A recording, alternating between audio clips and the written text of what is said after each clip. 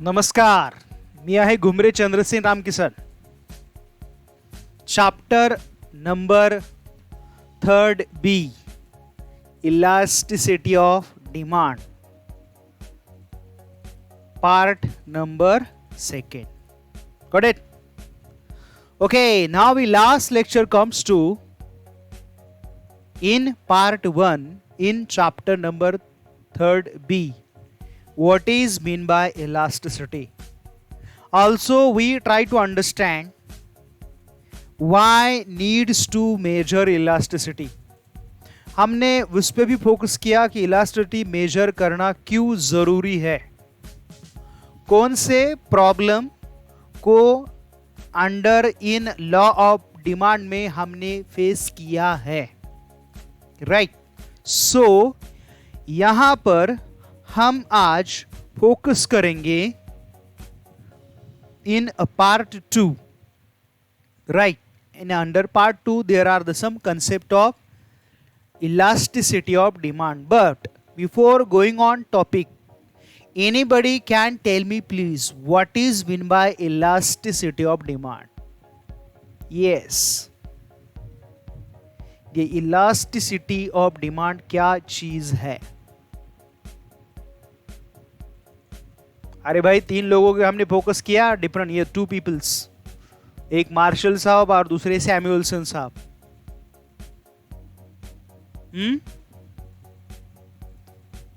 अरे याद है कुछ? अरे हर बार आपको तो गजनी हो जाते. ये ऐसा और ये ऐसा. Elastic means more elastic and less elastic. ये बहुत फ्लेक्सिबल है और इसमें फ्लेक्सिबिलिटी नहीं है. याद आया कुछ? Yes, very good. Percentage change in to price, percentage change in response in demand. जितना प्राइसेस में बदला होगा एट द सेम मोमेंट, उतना ही हमारे डिमांड में चेंज होगा. Clear? That is called price, that is just elasticity of demand. Clear? तो चलो फिर आज फोकस करते हैं हमारे नेक्स्ट टॉपिक पे. That is chapter number 3B, elasticity of demand. In the topic we are trying to understand today's our topic, that is a concept. ये दिख रहा है आपको? ये ब्लिंक हो रहा है इधर. ये भाई, ये second part, second concept of elasticity of demand. Right. तो यहां पर अब ये हम कंसेप्ट देखते हैं. Clear? There are the 3 concept of demand. One by one we discuss that all. यहां पर ये डिमांड के 3 अलग अलग कंसेप्ट है. आपको ये अच्छी तरह से समझने के लिए मैं यहाँ के ये प्रेजेंटेशन वीडियो को थोड़ा ऑफ करता हूं, because that is a problem of some configuration. Okay. तो अब यहां पे आप जरा गौर से देखें. बोले सर गौर से क्यों? इतनी बार तो हम देख भी रहे थे, अभी नया देखना क्या है? भाई, इलास्टिसिटी कंसेप्ट पे हमने फोकस किया, तो हमें अब ये इलास्टिसिटी की कुछ नए कंसेप्ट है. नए मीन्स उसके टाइप्स बोल सकते हैं हम. So here is a 3 types. Front of you have one screen. ये आप मेरे ये स्क्रीन पे आप एक स्क्रीन देख रहे हैं. Right. And that under that screen there is a title is what? Concept of elasticity of demand. And there are the 3 types. First is income elasticity of demand. Second, cross elasticity of demand. And third, price elasticity of demand. तो फिर चलें, one by one focus करें. तो ये income तो बहुत easy है. बोले इनकम तो कैसे इजी है सर? जैसे आपके आय में बढ़ोतरी होती है तो आपके डिमांड में बढ़ोतरी होती है, तो उसे बोलते हैं income elasticity. Simple. Percentage change in income, percentage change in quantity और डिमांड. तो हो गया। समझ लो ये मेरा मंथली इनकम बढ़ा है, समझो ये दिखा रहे पैसे, देख रहे आप, ये देख रहे, कुछ ज्यादा नहीं कम है, क्लियर। तो ये मेरा क्या है, समझो ये मेरा कुछ मंथली इनकम मेरा 50,000 सैलरी है, ठीक है। ठीक है, आपको क्या करना है, अरे ऐसे मैंने बोला ज्यादा होगी कम होगी बाद में देखेंगे, ठीक है। तो ये मेरा सैलरी है, ठीक है। तो वो जैसे ही बढ़ेगा तो मेरा डिमांड बढ़ेगा, समझ रहे, मीन्स ज्यादा सैलरी हो गया। तो मैं लास्ट टाइम ने बोला था ना, मेरा ये पहले का मोबाइल ये ऐसा था, थोड़ा इनकम बढ़ गया तो फिर ऐसा हो गया और बढ़ गया तो ये ऐसा हो गया, क्लियर। वेरी गुड, आप वैसे ही ब्रिलियंट स्टूडेंट है। When change in your income, clear, आपके जैसे ही इनकम में बदलाव आता है तो आपके डिमांड के पैटर्न में भी चेंज होता है। तो that is called, when change in your income, that similar change in your demand pattern, that is called income elasticity of demand. हम अभी उस पर जरा डीपली फोकस करेंगे, clear, whether we have to learn here. So now we focus, ये again Marshall साहब की ये कंसेप्ट है सभी लास्ट, ये भाई याद रखिए, majority concept of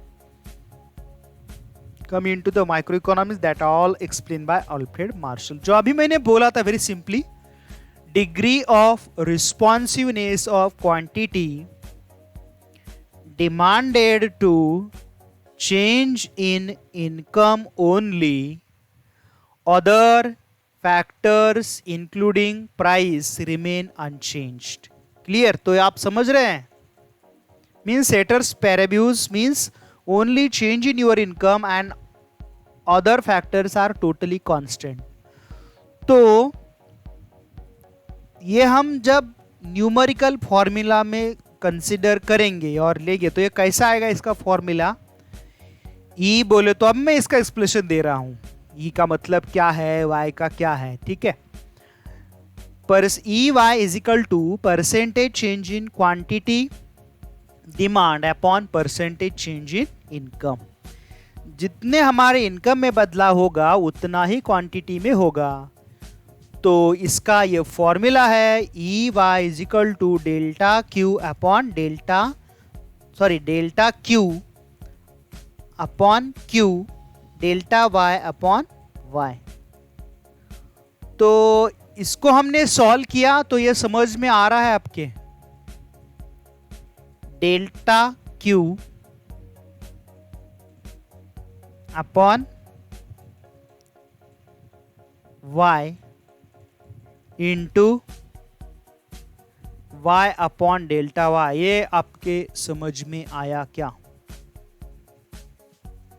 delta Q upon Q था, क्लियर, और वो डिवाइड था, सॉरी यहाँ पे ये थोड़ा सा गलत हो गया मेरे से, ये यहाँ पे ये डेल्टा क्यू है ना, तो उसमें थोड़ा सा एक करेक्शन करना जरूरी है। मैं अभी आपको ये करेक्शन करके दिखाता हूं तो आपके वो मिस्टेक नहीं होगा। तो ये मैंने अभी करेक्शन कर दिया है उसमें कि ये delta Q upon Q into ये डिवाइड हो गया, पहले ये क्या था, डेल्टा वाई अपॉन वाई, तो ये डिवाइड का मल्टीप्लाई हो गया, तो इसको सॉल्व किया तो ये ऐसा आया। तो अभी that triangle is called delta, that stands for change. Delta Q is equal to change in quantity demand, that is new quantity minus old quantity. Means पहले समझ लो कि आपका इनकम 10,000 था, वो 15,000 हो गया, तो कितने से बढ़ा है आपका इनकम, 5,000 से।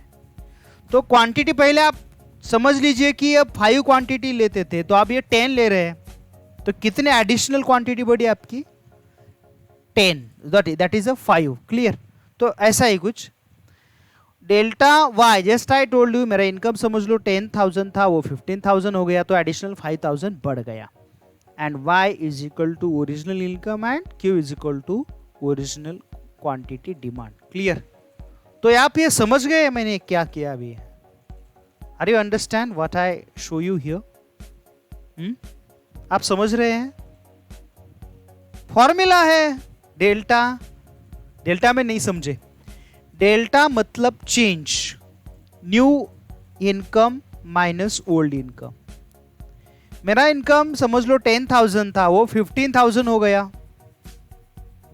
तो डेल्टा वाई में क्या आएगा? डेल्टा वाई का फॉर्मूला क्या है? New income minus old income. Clear? तो मेरा न्यू इनकम तो हो गया 15,000 एंड ओल्ड हो गया 10, तो कितना आया मेरा? 5,000। समझ रहे? क्लियर? तो इसी तरह से हम कैलकुलेट करेंगे तो हमें ये income elasticity of demand we can be calculate. Clear? So that is the income elasticity of demand. Now we see the few types of income elasticity of demand. There are the three types of income elasticity of demand. That is, first is positive income elasticity. Positive means हमारे income में जैसे ही बदलाव होता है तो हम कुछ नए चीज़ों को डिमांड करते हैं, तो उसको हम पॉजिटिव बोलते हैं. Whether come to the change in new income, so yes, we absolutely demand to the new products, that is called positive. और sometime ऐसा भी होता है कि हमारा इनकम बढ़ता है मगर उतनी हमारी डिमांड उस प्रोडक्ट को नहीं बढ़ती, तो उसको बोलते हैं निगेटिव इनकम इलास्टिसिटी. और जीरो मीन्स उसका कोई रिलेशन ही नहीं है, there is no connection between one commodity with other commodity demands, so that is called zero income elasticity. अब ये हम पहले समझते हैं. When change in income brings about change in demand in the same direction. समझ रहे हैं आप? कि आपका जैसे ही इनकम में बदलाव आया तो आप चीजों को डिमांड कर रहे हैं. अभी मैंने बोला था ना कि जितना आपका इनकम बढ़ेगा, whatever change in your income, so that demand can be rise. तो उसको हम क्या बोलेंगे? Positive income elasticity. तो वो उसमें क्या है? That is the direct relationship. Clear? और एट द मोमेंट इलास्टिसिटी वो some time greater than 1 mean small भी प्राइसेस में चेंज हो गया तो मोर डिमांड आप करेंगे. और ऐसा भी हो सकता है कि जितना प्राइसेस में बदलाव है उतना ही क्वांटिटी में ही बदलाव है, सेम. क्लियर? वो आप टाइप्स में डीप में डिस्कस करेंगे. और positive income elasticity some time less than 1 भी हो सकती है, means more change in prices but less change in quantity demand. That is called positive income elasticity. आप समझ रहे हैं क्या? आप समझ रहे हैं? कुछ फास्ट तो नहीं हो रहा? उपवास नहीं भाई, फास्ट बोला तो स्पीड में नहीं जा रहा है. जितने इनकम में जितना बदलाव होगा तो उसको हम पॉजिटिव कहेंगे. तो हमने वो नहीं क्या बहुत बार देखा, टी एंड कॉफी. समझो टी का प्राइस बढ़ा तो हम किसको डिमांड करेंगे? एब्सोल्युटली कॉफी को, वो सब्स्टिट्यूट है. क्लियर? तो ये पॉजिटिव चेंज है. ऐसा हम, हाँ यस एब्सोल्युटली राइट, वो कॉफी का डिमांड हम कम कर रहे हैं और हमारा डिमांड टी को शिफ्ट कर रहे हैं. तो ये सब्स्टिट्यूट गुड्स के बारे में ऐसा हो सकता है. So that is positive income elasticity. Some time income come to elasticity is a negative. तो कैसी आती है वो? As a income increases the demand for inferior goods is falls. जैसे ही हमने देखा है, किस में देखा है याद है कुछ भाई? तो ये सेकेंड टाइप में हम फोकस कर रहे हैं यहां पर. Whether your income increases the demand for the inferior goods is increase. Clear? At the moment here you understand, sorry that false. Here what you seen, आप उस डिमांड को स्किप कर रहे हैं, means you never be rise your demand. वो ऐसे goods कौन थे बोले थे? तो वो उन्होंने बोले थे, किसी ने? अरे भूल गए, किसने बोला था? सर रॉबर्ट गिफेन साहब ने। वेरी गुड, बहुत आप ये भुलक्कड़ हो गए, क्या पता नहीं आपको क्या हो रहा है, अब ये उम्र बढ़ गई ना। अरे मेरी बढ़ गई, आपकी थोड़ी बढ़ गई। तो ये क्या है? इनवर्स रिलेशनशिप है, और ये समटाइम सब्स्टिट्यूट गुड्स में देखी जाती है। ये तो उसको क्या बोलते हैं हम? Negative income elasticity. और लास्ट में zero income elasticity, when change in one income does not have any effect on demand for commodity। Means एक गुड्स के प्राइसेस का बदलाव दूसरे कमोडिटी में नहीं देखा जाएगा। समझो ये सॉल्ट की प्राइसेस बढ़ी तो पेपर पिन्स थे, तो उसकी डिमांड कम हो जाएगी क्या? नहीं, वो तो कोई रिलेशन है ही नहीं। Are you understand that all? So that is the 3 types of income elasticity. मैं फिर से रिपीट करता हूं, जैसे ही ये पॉजिटिव इनकम में क्या पॉसिबिलिटी है, तो वहां पे इनकम बढ़ता है तो आपका डिमांड भी बढ़ता है। निगेटिव इनकम इलास्टिसिटी में क्या होता है? तो एक का प्राइस बढ़ गया और उसका at the issue of your income ना, तो वो आप उसको डिमांड नहीं करे, तो उसको क्या बोलते हैं हम? Negative income elasticity. Clear? And last one में हमने देखा zero income elasticity, where are the no relations between your demand pattern. आप समझ रहे हैं क्या? तो मैं स्टॉप करता हूं यहां पर। आप समझ रहे हैं? चलो फिर जाते हैं नेक्स्ट टॉपिक के। Yes, very good. तो ये है इनकम इलास्टिसिटी। यहां पर हमने अभी देखा that is the 3 factors impact on your, that is the 3 types. Now next types of elasticity, we can say the cross elasticity of demand. Under the cross elasticity of demand refers to change in quantity demanded of one commodity due to change in price of other commodity. इसमें क्या होगा? एक goods के prices में बदलाव होगा तो immediately दूसरे कमोडिटी के डिमांड में बदलाव होगा। आप समझ रहे हैं? यहाँ पे देखिए, change in quantity demand means एक कमोडिटी की क्वांटिटी में बदलाव का रीजन क्या है? अदर कमोडिटी के प्राइसेस में जो बदलाव आता है, तो उसको हम क्या बोलेंगे? Cross elasticity of demand. ये सेकेंड टाइप्स है इलास्टिसिटी का। तो ये फॉर्मूला आपको अभी ये इजी सेम फॉर्मूलाज है ये, जैसे आपने इनकम का देखा, वहां पे इनकम का रिलेशन था, तो यहाँ भी ये प्राइसेस का रिलेशन है, मींस कमोडिटी का रिलेशन है। Percentage change in quantity demand of commodity X, percentage change in price of commodity Y. तो ये उसका फॉर्मूला है Q X upon Q X P delta P Y. Yes, हाँ भाई जल्दी मत कीजिए। हाँ, यहाँ सी का मतलब है क्रॉस इला, भी मैं एक्सप्लेन करने वाला हूँ, वेट कीजिए थोड़ा सा। तो delta P Y upon P Y, तो इसको हमने एक्सप्लेन किया सिंपली, तो ये आया ऐसा। आपके समझ में आ गया? जो डिवाइड था वो मल्टीप्लाई हो गया, सिंपल। जो डिवाइड था तो वो मल्टीप्लाई हो गया। Very good. तो ये है इसका formula, delta Q X is equal to change in quantity demand of commodity X and delta P Y is equal to change in price of commodity Y. Q X is equal to that is original quantity demanded of commodity X and P Y is equal to original price of commodity Y. Right? Are you understand all of you? तो ये formula same है, उसमें कुछ बदलाव नहीं है, just वो prices and one commodity X and commodity Y के रिलेशनशिप के बारे में है। राइट? तो उसके भी कुछ टाइप्स हैं, उस पर हम जरा फोकस करते हैं। There are the types of cross elasticity. First is positive cross elasticity. Thus prices and demand move in the same direction in case of substitute goods, और उसको क्या बोलते हैं हम? Direct relationship. क्लियर? तो ये बोलेंगे सर टी एंड कॉफी कैसे हो गया?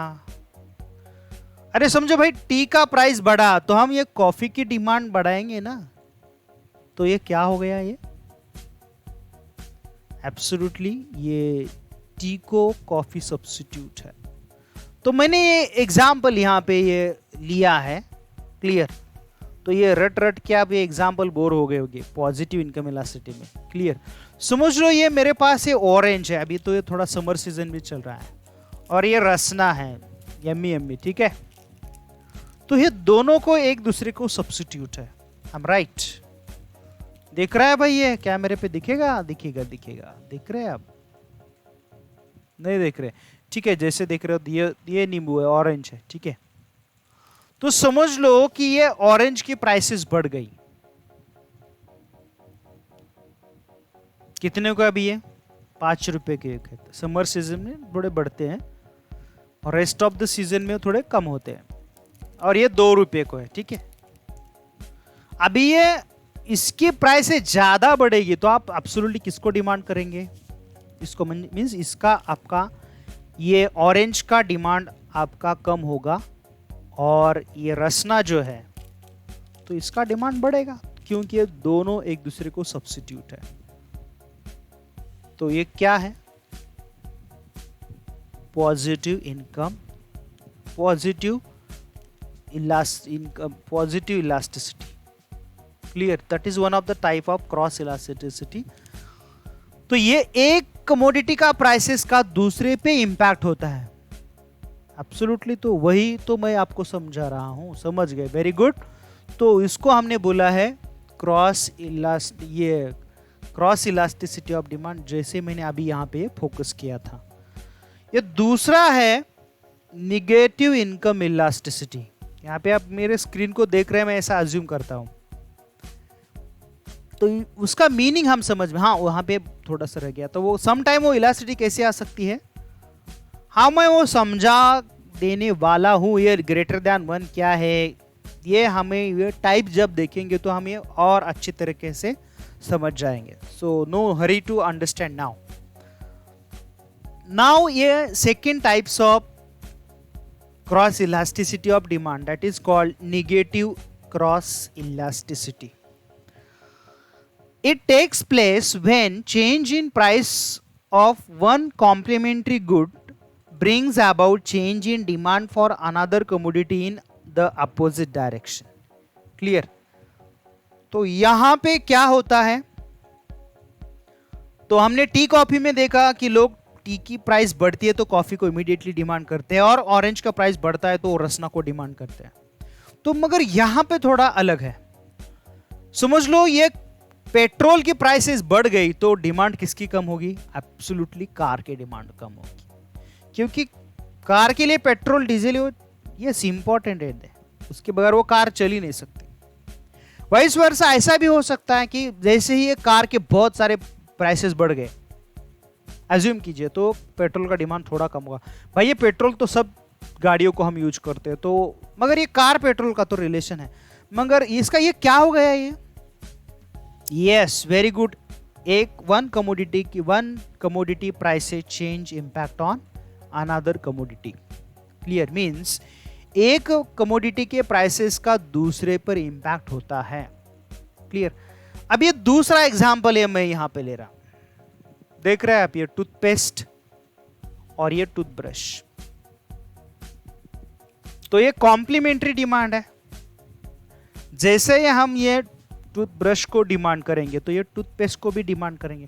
समझ लो कि ये टूथपेस्ट की बहुत प्राइस बढ़ गई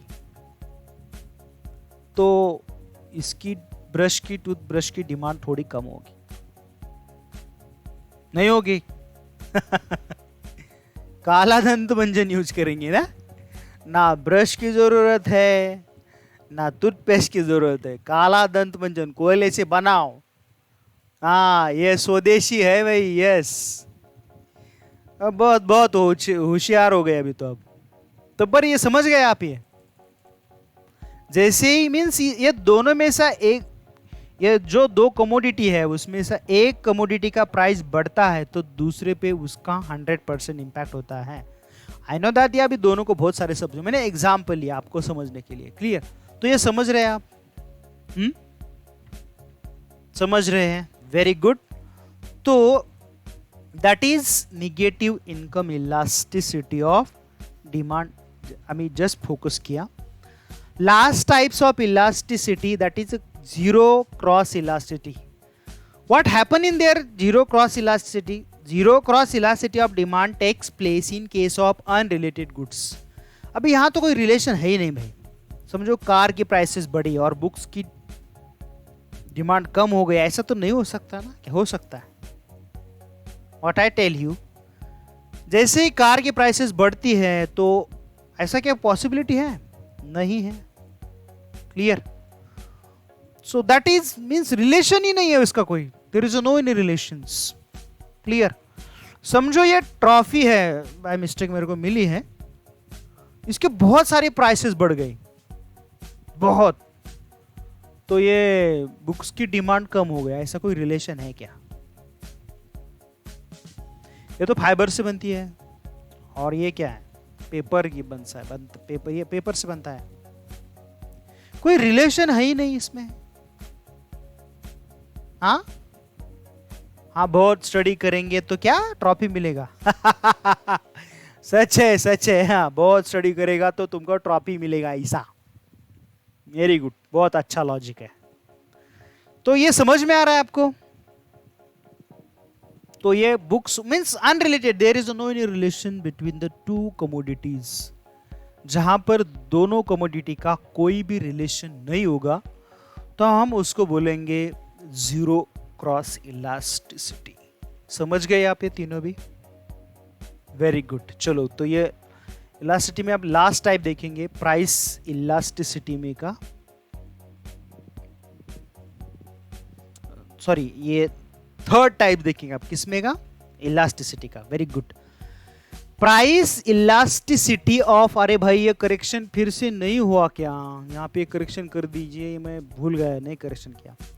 Price elasticity of demand refers to the degree of responsiveness of quantity demand of commodity to change in price. ये elasticity of demand and price elasticity of demand meaning same है, formula obviously same ही है. तब नहीं था, okay, ये अच्छी बात है. तो ये है इसका फॉर्मूला और ये है इसका एक्सप्लेनेशन. मैं कोई ज़्यादा एक्सप्लेन नहीं करता. अभी आप दो टाइप्स आपने ऑलरेडी देखे हैं, तो आई थिंक कोई जरूरत नहीं मेरे को लगता है. Clear? Price elasticity of demand where shows that very clearly when percentage change in price in percentage change in quantity demand. जितना ही प्राइसेस में बदलाव आएगा उतना हमारे कमोडिटी के परचेस करने में इंपैक्ट होगा, तो उसको हम बोलते हैं price elasticity. Clear? Means whatever change in prices at the same response in quantity demand, that is called price elasticity of demand. और यहाँ पे फॉर्मूला आपके सामने है. क्लियर? तो आप ये समझ गए. तो हमने आज के ये पार्ट 2 में क्या पढ़ा? what we learn or what we understand here? Here we understand elasticity. There have three main types, or we can say the concept. First is income, percentage change in income, percentage change in quantity demand. और उसमें other factor again constant रहेंगे, उसमें only change in income. तो income elasticity के again 3 types है: positive income elasticity, negative and cross income elasticity. Then we focus to the second types of elasticity, that is a, कौन सा मैं भूल गया भाई, अभी उम्र बढ़ गई. Cross elasticity of demand, percentage change in quantity upon percentage change into price. Means एक कमोडिटी के प्राइसेस में बदलाव होता है तो दूसरे कमोडिटी के क्वांटिटी में बदलाव होता है, तो उसको हम सिंपली क्या बोलते हैं? क्या बोलते हैं? Cross elasticity of demand. तो उसका वो रिलेशंस है, उसमें भी हमने देखा पॉजिटिव. यहाँ पे मैंने ऑलरेडी एग्जाम्पल भी आपको दिखाए कि positive one commodity prices change, that tea, coffee, और मैंने यहाँ पे एग्जाम्पल लिया था वो Rasna and orange. Then Also we discuss to the negative, और we say that inferior goods, वो given goods वहां पे impact होता है. तो कॉम्प्लीमेंट्री गुड्स में क्या होता है, समझो का पेट्रोल की प्राइसेस बढ़ती है तो कार की डिमांड कम होती है.